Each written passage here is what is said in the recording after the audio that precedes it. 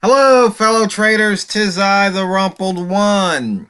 It is Tuesday, June the 19th, the year 2018. Let's talk trading. Why you are not getting better at trading, part 17. Okay. Remember, in order to get better, you have to practice and you have to improve. Because if you practice and you don't improve, then really you're kind of wasting your time. Right? And sometimes it takes a while.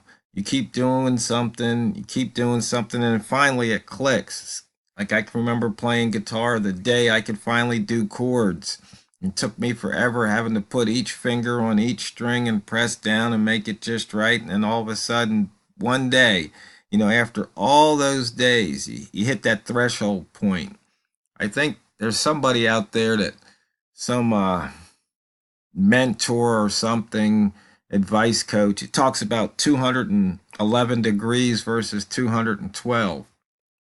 You can get water up to 211 degrees, it doesn't boil. When it hits that 212, it's that 1 degree, that difference that really makes the difference. So part of what I want to talk about today is why you're not getting better at trading is you probably haven't defined what trading successfully is. I know, I know. It's making a profit when you trade, right? But that's not really it because, you could put a monkey in front of the keyboard and he could press click on the mouse and he could have a winning trade. Does that mean he's successful at trading? No, doesn't. We talked about the rats versus the Yale students. The rats just instinctively turned left. The Yale students, they tried to figure out an algorithm and the rats beat them. That's how I came up with the rat zone. So first, you have to define what trading successfully is. Now, let me give you a hint. Are you listening? Okay, here we go. You see, you have your plan, and your plan has the steps. If you execute those steps every time you trade, then you're trading successfully. Now, sometimes you're going to make a profit and sometimes you're going to take a loss, right? But if you execute your plan flawlessly each and every time, then you're trading successfully.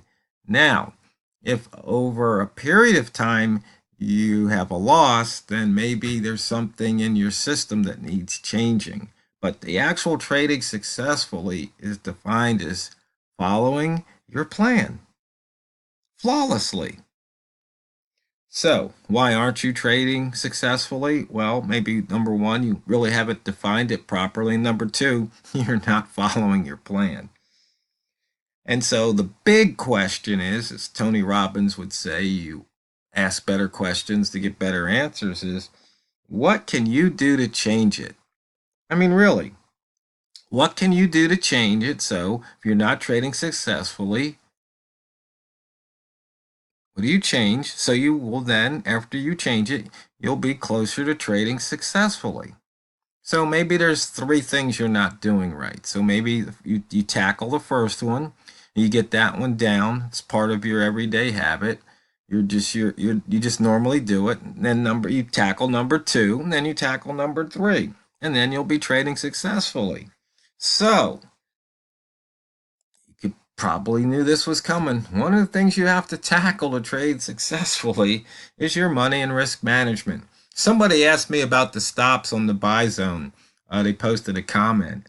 And I used to always say you don't need a stop because to me, when I was trading the buy zone, it was just obvious. If I go long and price reverses and it gets into the short zone, well, price is telling me one, I should go short, and two, well, I guess I better scratch that other trade.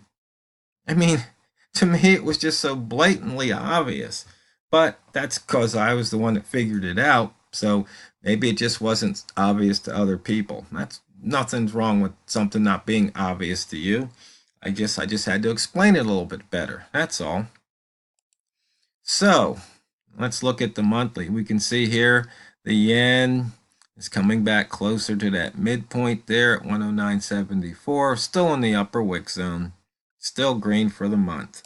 When we drop down to the weekly, we see a different story. We got a red on the week, down 86 from the open. You see we came into the upper wick zone here, and now we're past the middle right here. So once again, just trading these lines, you can trade profitably with the candle color. And on the daily, here we go once again. You see we were in that lower wick zone, busted out, and came down.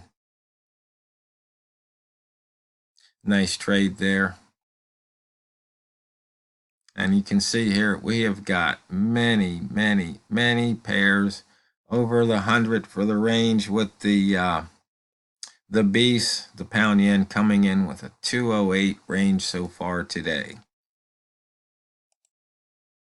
And talking about the buy zone right here, there was your trigger. Pivot was right near the opener. I should say the open was right near the pivot. And there really wasn't much of a fade there. You can see the trigger and what happened next.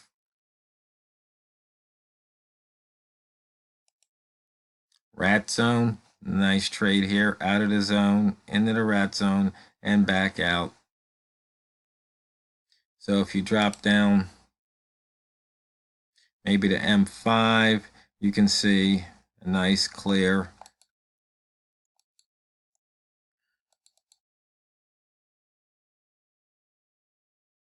Right there. Nice breakout, pretty much right at the 75 psychological. And looking here, you can see we took out that weekly pivot. I think I mentioned that earlier in the week. Was it Sunday or Monday yesterday? I mentioned that I take out the pivot. We came all the way down to the weekly S1. So for your pivot traders, there you go. And as you can see here, remember there was a missed pivot. There's one, let's see. That one was missed, but you see it got taken out. So I do believe yesterday I said, it's either going to take out this one or this one, and it did.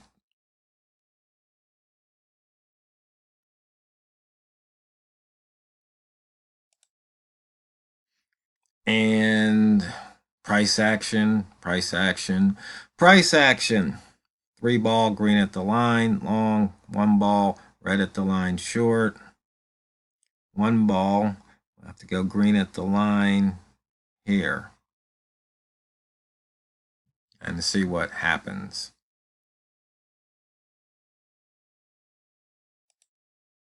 Once again, the 5 lines for the previous daily session. And here we go once again, right through them. Simple. Wick zone. Price doesn't like staying in the wick zone. Somebody asked me, what do I like to trade? What's my preference? Why wick zone or rat zone? Well, I like the wick zone because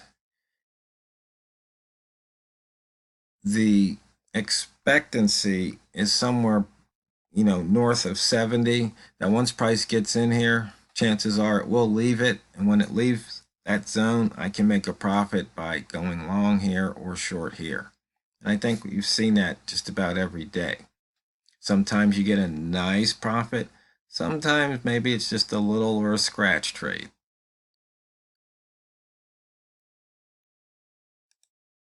Holo zone, there was a nice holo right there. And came back, dipped in. You see, it got close,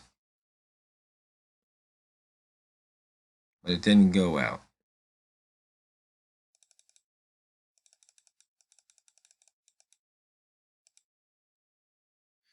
And you can see here on the tick chart, I've had the computer on for a while. We had the bid, came above Valley of the Ask. You can see here, then the ask came below the peak of the bid, and then the bid turned right around and continued up.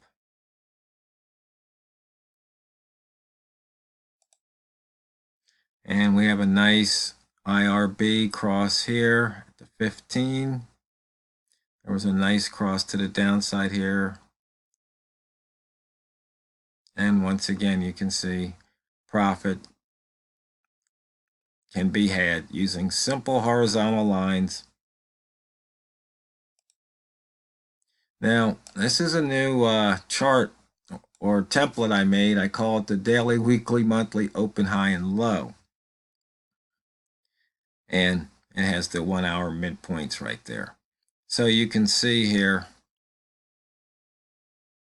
price came down, put in the daily, weekly low. You can see the daily high right there.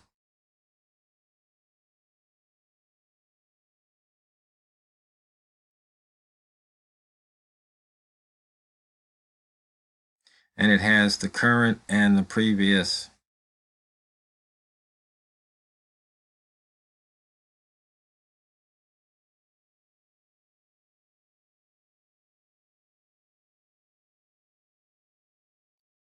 So if you, I can show you how I did it with the HL5 indicator. You give it the first one, just give it a tag of 0, show open, show high, show low. Okay. Period 1 day, 2 bars, 0 shift. And you come to the next, put up next one. Oh, indicator tag, that should be 1. What happened there? That's interesting. That should be 2. Somehow I had that slightly goofed up.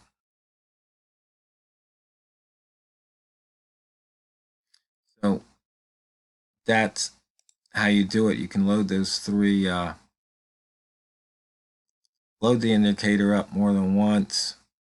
And you can see here you get some monthly and weekly highs that are the same.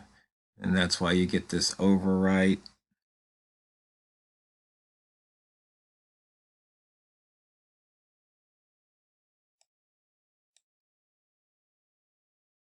And we can see here we've got moving up.